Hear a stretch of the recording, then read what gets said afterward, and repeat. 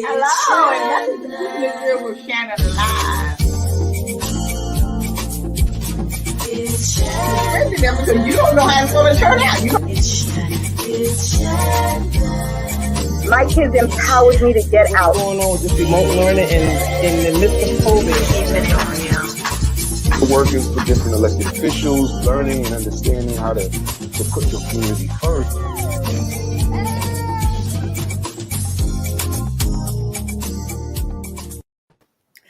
Hi, and welcome to Keeping It Real with Shannon. Hello, Dr. Vanessa. How you doing? Hey, Shannon, I'm good. I could not be no better.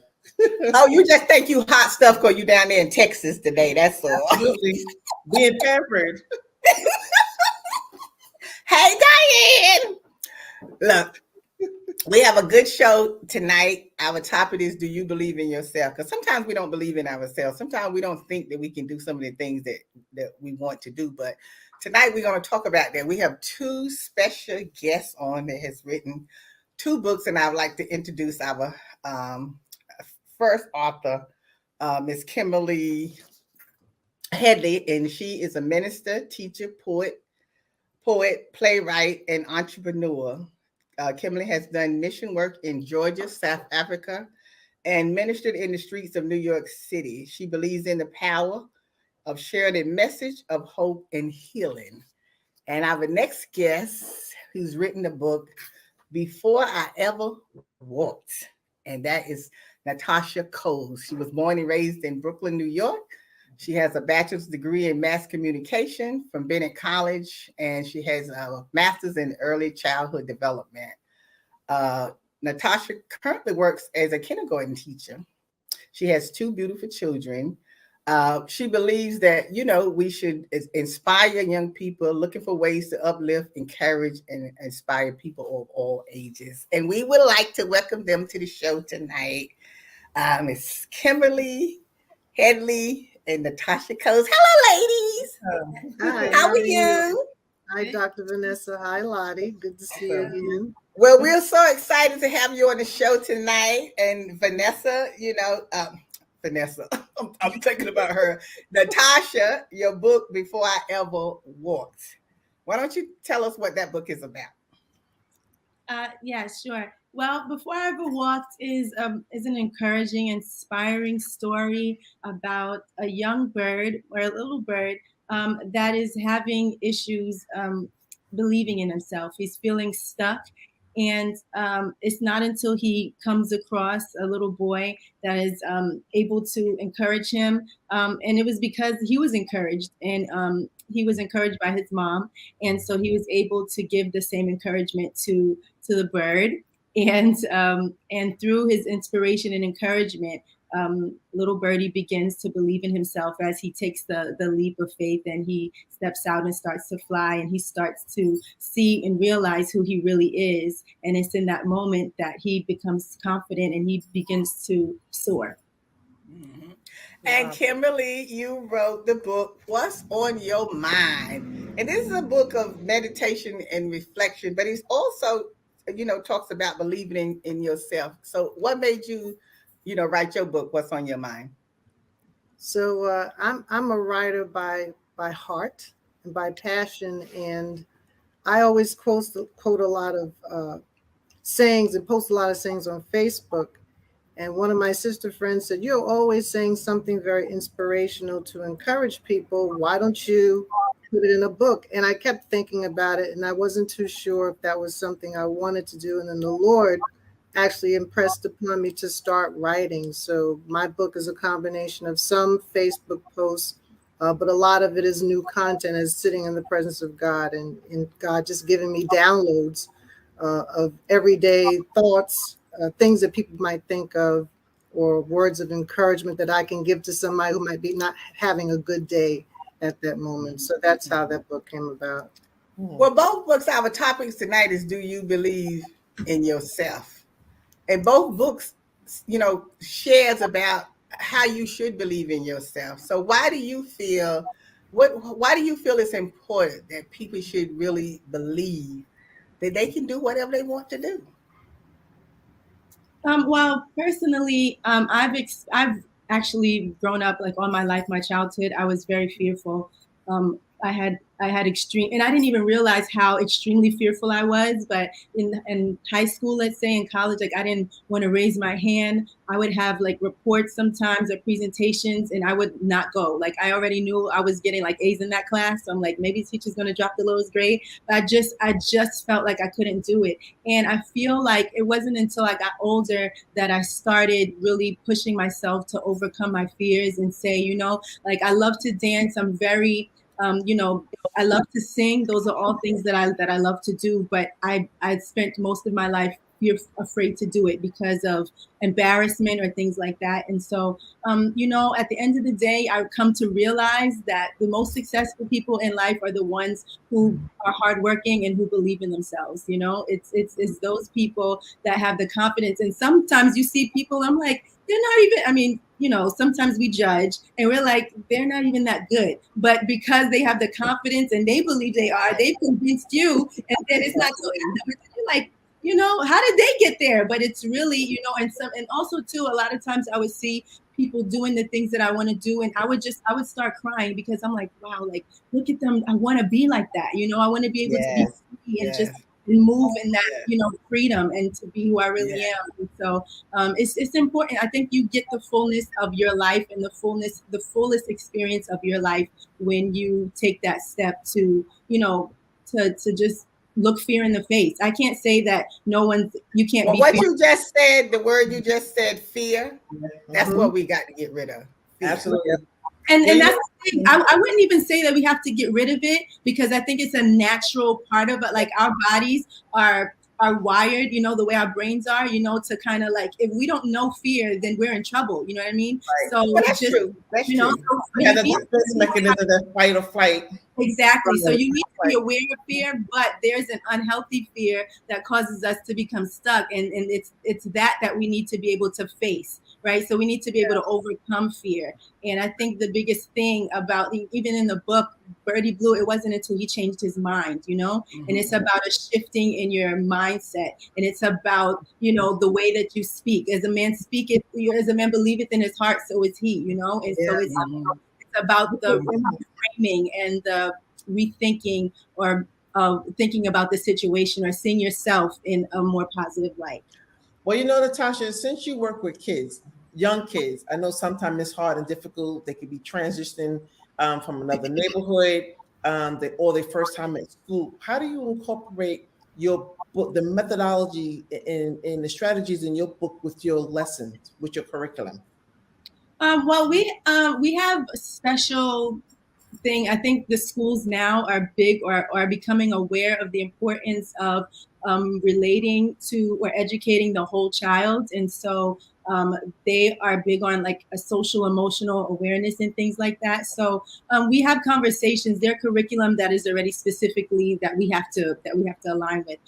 But you know, that curriculum basically speaks about knowing who you are. You're unique. You're special. You know, challenging them and pushing them to do the things that you know that are in their heart. So I have a lot of kids that are shy. I have a lot of kids that you know say I can't do this. I have one student that Miss Toes, writing is just not my thing. I just can't do it. You know, and so you know we're always talking about what is a new thing now is like the growth mindset. And so we're talking about, you know, the power of your yet. And it's not that you won't ever be able to do it. You might not be able to do it right now, but we really want to say, I can't do it yet. And we work toward that that mindset. And you know, in my classroom it's not can't. Okay. It's just not yet. I'm So not Kimberly, how do you feel about, you know, because yours is coming from a spiritual side. And I think that we need to have a little more faith and be willing to step out on faith in things that we want to do. So even if we start in a business or, you know, just like you write in the book or whatever, you keep putting it off and said, oh, well, I don't know if I can do it or not. But, you know, I think sometimes we just really need to have that faith in us. Yeah. To put that challenge in us. Well, faith is not easy to have. Faith is a process. I believe that procrastination is the greatest enemy to progress.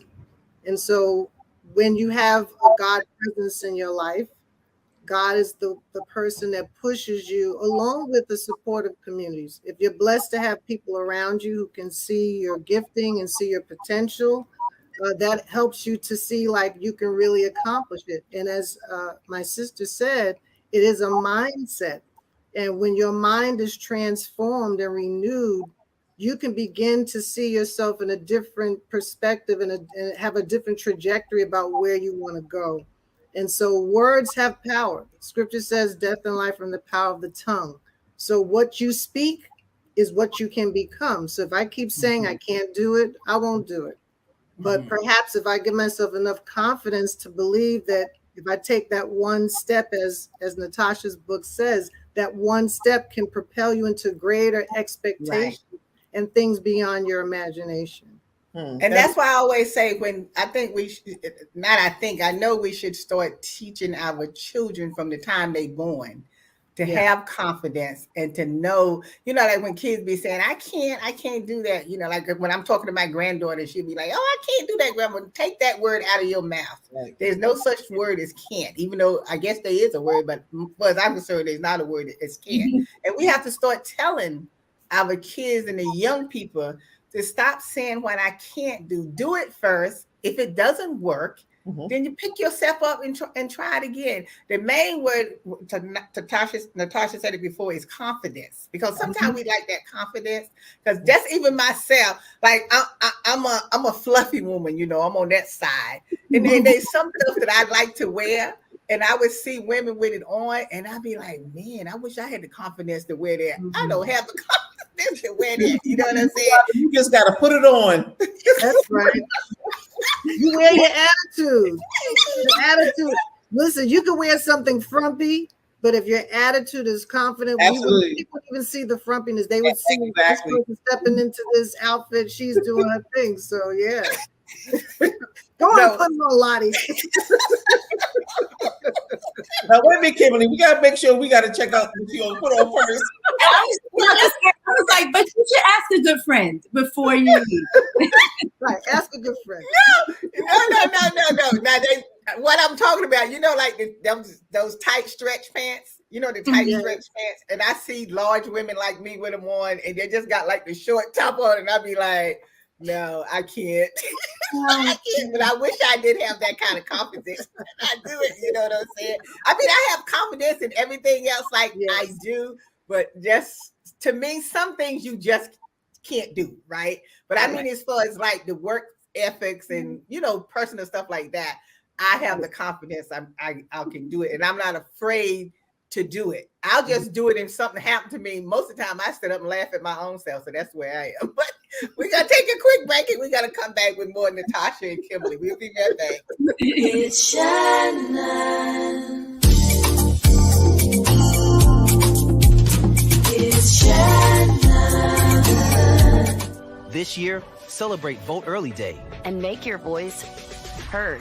Each year, the amount of people voting early grows. And this fall, over 220 million Americans can vote early. In person.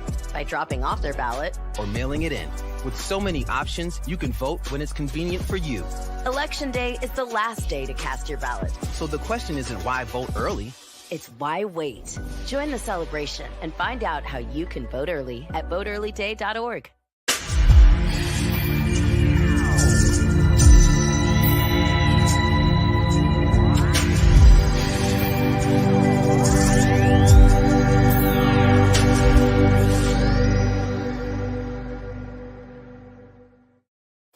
We're back. We're keeping it real with Shannon. Thank you so much for joining us, and thank our guests, Natasha and Kimberly, on. I wanted to ask you another question too. Is like, when you meet people that has a talent, right? But they just afraid to get out there and do their talent. Like I have a friend that knows how to sing, right? And I keep saying, oh, God gave you this voice. Why is it that you just don't get on out there and get to singing? You worried about having money. You worried about having money to pay your bill. You know how much money you could be making singing with your voice, but it's like that. I don't know what's missing there. You don't want to pound the person. You don't understand what I'm saying? But it's like, how do we try to convince somebody to take that talent and use it? Because I think when God gives you a talent, you should use that talent that he gave you. I'm gonna say that this is my story, and That's her story. I'm still a work in progress. But like I said, and I'm blessed in one of the ways that, like, there are many things that, like, oh, if I wanted to do it, it's almost like I could do it, But the fear, I think, for me personally, it's being overly critical of yourself, and those are things that, like, hinder you. Also, just perfectionism. Sometimes, like, you have this lie of, like, oh, it's not. And then again, I'm like, and comparison, like, it's the thief of joy. I mean, you compare your gift. Oh, it's not. I don't sing like Beyonce, or there are already so many singers out there. Like, you don't see, like, your worth. But a lot of it, I think, for me, which I realized later on, was that, like, it's not perfect. And so, but because I'm hypercritical of myself, I think that other people are going to judge me the same way, and it's not true. But somebody might say, "Ooh, you cracked" or something, But I mean, the biggest fear that I'm, like, making up in my mind is likely not to happen, But a lot of times with the perfectionism, like, it keeps you stuck, because you're just waiting for, like, the perfect opportunity. You're waiting for the perfect moment, the perfect song, the perfect whatever. And, like, there's no such thing. Like, it's never. Do you think that we should be more on the side of not caring what people think? Yeah, I think that you should. I think a better way to put it is not take yourself so seriously. I think that, I think you should, care to a certain extent, but at the same time, because you want to govern yourself, in a certain way, whatever was appropriate. But I mean, for the most part, I think not taking yourself too seriously, it allows you to be more free, and, like, hey, if I mess up, I messed up, like you were saying, Exactly. Like, that was my point. That was my point, because I have a bad attitude. I'm working on it. My mother, told me I need to work on it, but I have the attitude, like, I don't care what people think. When I say stuff, I do stuff, and people criticize. Well, that's your problem. That's not my problem. That's your problem. Yeah, you didn't do it. That's on you, because if you would do it, then you wouldn't have to be talking about me. Yeah, I want to say too that part of, I feel, the failure is more so sometimes people are afraid to succeed or to be successful, right? So it's not so much I don't want to do it. Sometimes it's I don't want to do it because I might actually be good at it. And people may not be able to handle the success that comes with actually achieving it and being well at it. I do feel like when you have a gift, you have a responsibility to steward that gift well. Exactly. And even if it's something that you're working on, the fact is that God gave everyone something to do. There's nobody that's dumb in the earth. There's nobody that's not creative. That's a lie from the pit of hell. Everyone has something. But if you don't have the right people, like my sister Natasha, her husband supported her in her singing. She was afraid to sing all the time. But he was the one. We would say, "Oh, Tasha, you can sing." And she just didn't hear it. It's not that she didn't necessarily always believe it. It was like, what happens if I step out and do it? When I started preaching, the same thing was like, oh my God, what if I mess up? What if I say something and I disappoint God? But when the Holy Spirit is in you, that stuff kind of gets pushed to the back. It doesn't mean you don't prepare. Right. He's not saying to make a fool of yourself, but just, yes. But sometimes we have to differentiate fear from procrastination. Right. Because sometimes people can get them confused. And sometimes we may not think that we're helping someone, but we're making a difference in somebody's life. Right. Even if you make that mistake, it's not a mistake that is intentional, but that message prior to the mistake of what you felt was corrected, somebody had already heard. Somebody Absolutely. So it's just really stepping out in faith, like you say, but you have to have the support, like you said about Natasha. But I want to know about this song that you got going on. I was just getting ready to say that, Vanessa. I was just getting ready to say, hold up, nobody keeps saying a song. Okay, hold up. We want to hear one verse. Uh-oh. One verse. Would you like to? I also wrote a song to go with the book as well. But we want to hear a verse or something. All right. Oh my goodness. Okay. Where should I? Got a minute. Okay. It's gonna be. I'm like trying to think about where I want to start at. And we need to clap for you. Yes. Drum roll. Okay, make me a vessel. I'll be your temple, declaring signs and wonders. Let it be done, all for your glory. You go before me, declaring signs and wonders. Let it be done. I'm like, I got a little cold. Now listen. Now wait a minute. How long have you been hiding that for somebody to pull it out to share it? I just released that song on my birthday because I said, I've been writing songs for a long time, and I never do anything with it. So for my 40th birthday, I said, you know what? I'm gonna share what God has given me. So that was my moment of overcoming. And well, girl, all you got to do is put it on that what they put it on now. They don't put it on vinyl anymore. What they doing? Whatever they putting it on now. That's what you be streaming. And it is available on Spotify and iTunes and YouTube. Okay, so those are some places we can go. But where you gonna be singing at, performing or something? Even if it's at church, you have to let us know so we can be that. Yeah. TBT.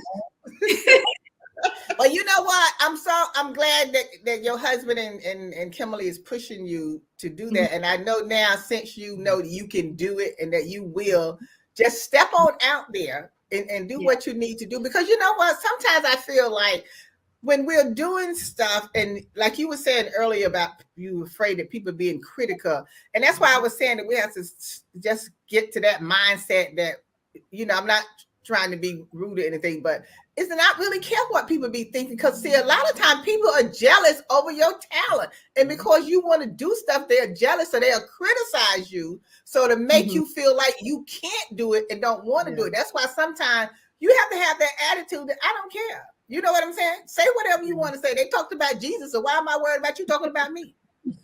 And sometimes people envy the fact that you've gone out and stepped out and did it. And this is what I'm saying. Yeah. It's a lot of jealousy. You have to understand there's a lot of jealousy with people. Rather than them encouraging you, they're criticizing you, where really they know you good. They know you good, but they don't want to give you that credit of doing anything, It's like when people get information and they don't want to share it. You understand? Like they know how to do something and they didn't want to share.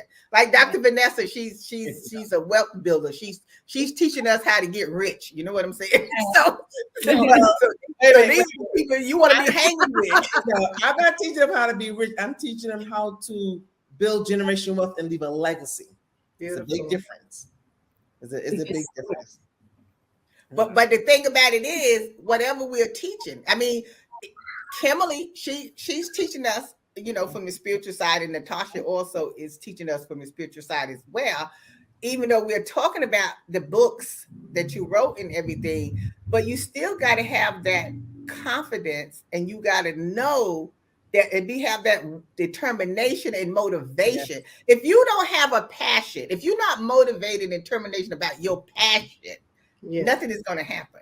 But if you're passionate about something, you would do whatever it takes to make it work. That's how I feel about it. Someone's saying they want me to talk more about my book. Well, okay. What's on Your Mind is really it's an evangelistic book. It's a book because I used to preach on the streets of New York, subway, going up and down downtown Brooklyn. I feel that everyone's not going to come into the church. And so when I wrote the book, it's for people to understand that God loves you and can meet you at any point in your life, no matter how difficult life becomes, no matter how many challenges. And so every time I posted on Facebook, I did so with the hope that whoever was having a difficult day, a challenging day, here's where you can go and see this post, and maybe your mindset would shift. So it's really about being an evangelistic tool for anybody, and anybody can write. I encourage people to write, write your thoughts down, write your dreams down, write your aspirations down, because once you put a pen to the paper, you're responsible for what you put out. Now it may not come out of your mouth, but it's on paper. So what are you going to do with what you've placed before the world, before God? And God is waiting for a lot of people to come out of this slump to get up and go do what he's called us to do. The pandemic has taught us time is of essence. So we don't need to be sitting down, wasting time, wondering looking at other people living our lives vicariously through social media. What about you? God is saying you have something you have to contribute to this world. And you don't want to go to death. And on the tombstone, we don't know what you did. All we see is the dash and your birthday and your end date and nothing there. So I always tell people in church, my family, my sister, get up, go do what God has called you to do. That's interesting. And you want to wake up on a daily. Go ahead, Vanessa.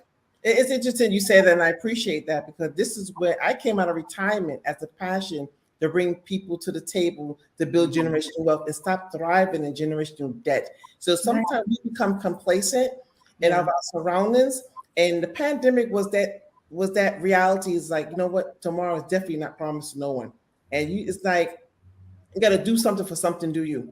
So it's really trying to net in the narrative of how you're thinking about things and put more attention and get that faith, get that energy, be around those people, those like-minded people, because look what the pandemic had. It could be another pandemic tomorrow, next year. Right. You know? And that still goes back to when you, I feel too that when you wake up every morning, after you give thanks for still being able to see the sunshine, go out and do something good for somebody. You know what I'm saying? Share what you are doing good with someone else. And then if you can help somebody else, then that's what you do also. Because we need to get back to that also, because we don't know how to treat each other now. That's another thing. We don't know how to treat each other. Right. Yeah, the value of human life has diminished. Yes. But again, the image of God lives in every single person. And sometimes people can't get to God. And so perhaps you might be the messenger, right? We might be the living epistle, as they say, that somebody reads. They read love in you. They read mercy in you. They read compassion, because everyone's going through trouble. Everyone's going through trauma. So what we're going to do, Kimberly, we're going to hold you and Natasha for a few minutes. We're going to go to our after show and continue to finish our little conversation real quick. But we want to thank everybody for joining us for this part of the show. And we want to thank you for coming on as our guest as well. And you can always see us on Facebook and YouTube every Tuesday, 8 p.m. You subscribe to our YouTube and follow us on Facebook. So we want to thank you again for joining us tonight. And we're going to come back from our after show. So as always, we'll see you next time. Today's show is sponsored by Abu's Bakery. If you have a sweet tooth, stop by Abu's Bakery for some delicious cakes and pies. Would you like beautiful pictures for your home or your office? Then stop by Faith Art Gallery. They have a large selection of pictures from around the world. It's Shanna.